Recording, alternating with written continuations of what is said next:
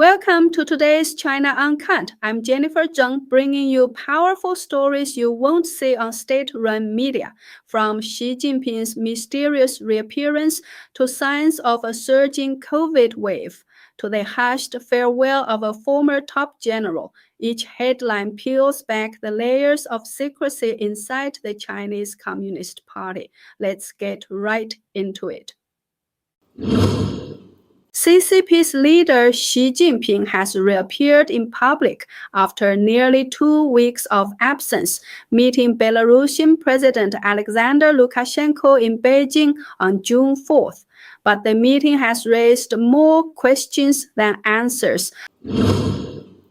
Unlike previous formal state visits, this time Xi hosted Lukashenko inside Zhongnanhai, China's top government compound, rather than the usual state guest house. The Chinese state media Xinhua only published a brief report without photos at first. Belarusian state media broke the news and released images showing a casual meeting, one-on-one talks, and a friendly lunch. Lukashenko said, "You invited me to your home," highlighting the personal setting. But experts are skeptical. They point to missing high-level officials like Xi's chief of staff, Kai Qi, and the absence of the usual welcome ceremony. Some analysts believe this family-style visit was staged to cover up deeper issues within the CCP leadership. Commentators suggest Xi may no longer be in full control or is only symbolically fulfilling his role. One observer said, "There's a higher power behind the scenes. Xi may just be playing a role now." With rumors swirling about power struggles inside the Chinese Communist Party, this unusually private meeting only adds fuel to the speculation. Is Xi Jinping still calling the shots, or is someone else pulling the strings behind Zhongnanhai's walls? Former vice chairman of the CCP's Central Military Commission, General Xu Qiliang, once the second most powerful figure in the Chinese military, has reportedly passed away under murky circumstances. Despite his high rank, there was no official obituary or public memorial service. Instead, Xu's memorial was quietly held at his former residence in the eastern section of the Air Force compound, an area known for housing senior military officers. Photos from the scene show funeral wreaths sent only by former colleagues from the Air Force. Notably, no current top military leaders appeared to pay their respects. Xu Qiliang was a close military ally of Xi Jinping and served as vice chairman of the Central Military Commission for a decade. Together, they spearheaded major military reforms, including restructuring the rocket force and the Air Force. Observers say the low-profile, almost dismissive farewell suggests Xu was no longer regarded as one of the CCP's own. Exclusive images of Xu Qiliang's memorial in this report were released by former Chinese journalist Zhao Lanjian.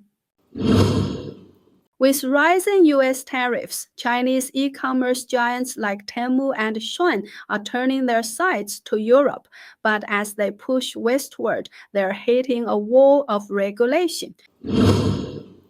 Temu, Shein, and TikTok are pouring money into European promotions, offering shipping subsidies and seller incentives, mirroring their earlier U.S. strategy.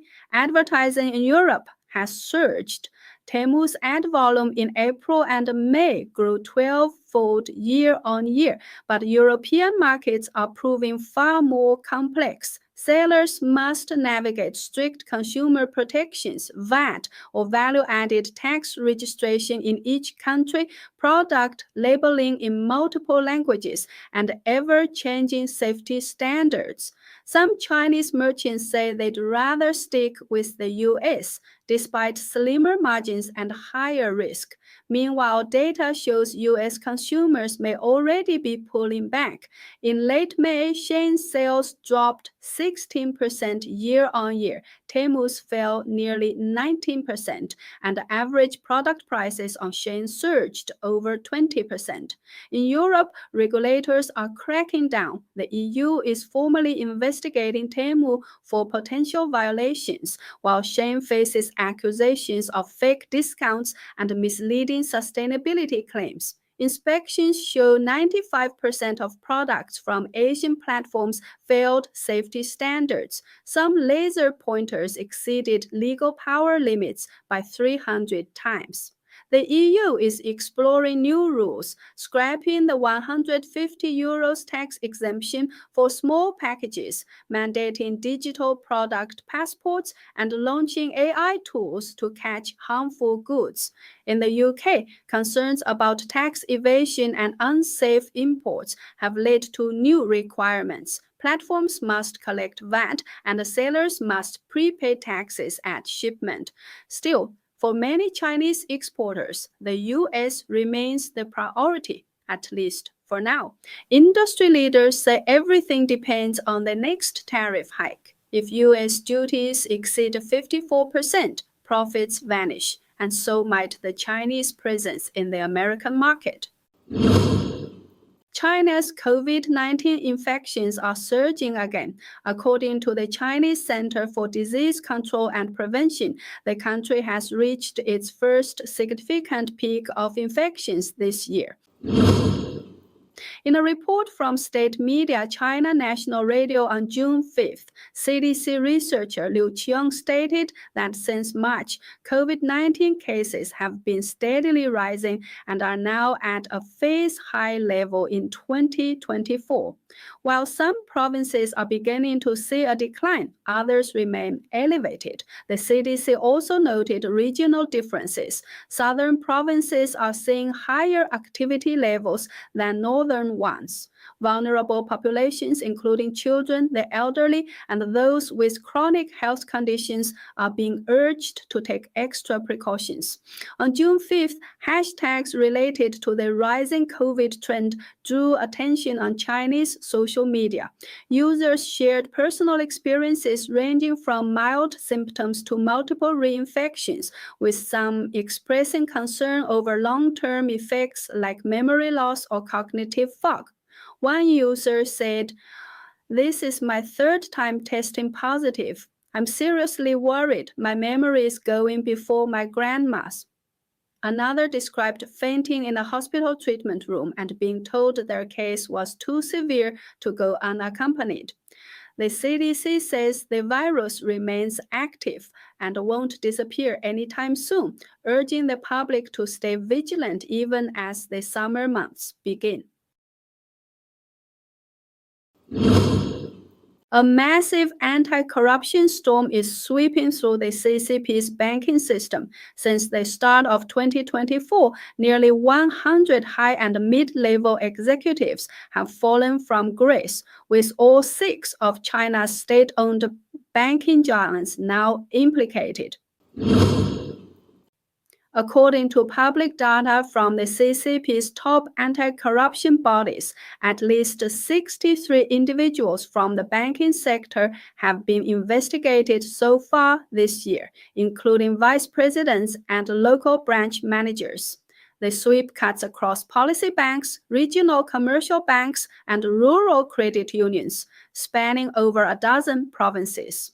The Big 6 state banks, including the Industrial and Commercial Bank of China, China Construction Bank, and Agricultural Bank of China, account for 34 of the cases. Experts say this isn't a targeted strike, but a full system purge. The campaign, dubbed a vertical sweep, is reshaping China's financial leadership.